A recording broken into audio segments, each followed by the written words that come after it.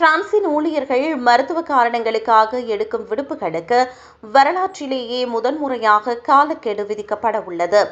இதற்கான புதிய அரசாணை சமூக பாதுகாப்பு நிதி சட்டத்தின் கீழ் சனிக்கிழமை அதிகாரப்பூர்வ இதழில் வெளியிடப்பட்டது. இந்த புதிய விதிகளுக்கு அமைய ஒரு மருத்துவர் முதன்முறையாக வழங்கும் மருத்துவ விடுப்பு அதிகபட்சமாக 31 நாட்களுக்கு மட்டுமே செல்லுபடியாகும்.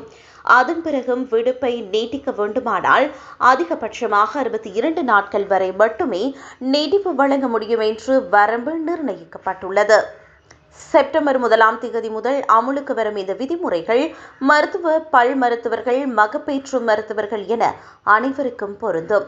நோயாளிக்கு கூடுதல் நாட்கள் விடுப்பு தேவைப்பட்டால் அதற்கான முறையான காரணத்தை மருத்துவர்கள் தங்களது மருத்துவ சீட்டில் கண்டிப்பாக குறிப்பிட வேண்டும்.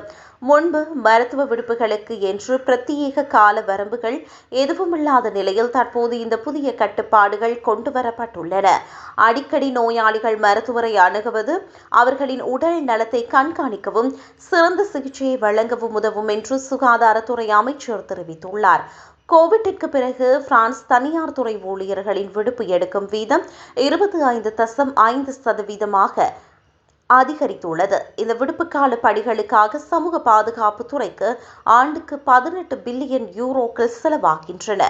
இதனால் 2027ஆம் ஆண்டு முதல் விபத்து அல்லது தொழில்சார் நோய்களுக்கான விடுப்பு படிகளை அதிகபட்சமாக 4 ஆண்டுகள் வரை மட்டுமே வழங்கவும் மற்றொரு அரசாணை பிறப்பிக்கப்பட்டுள்ளது.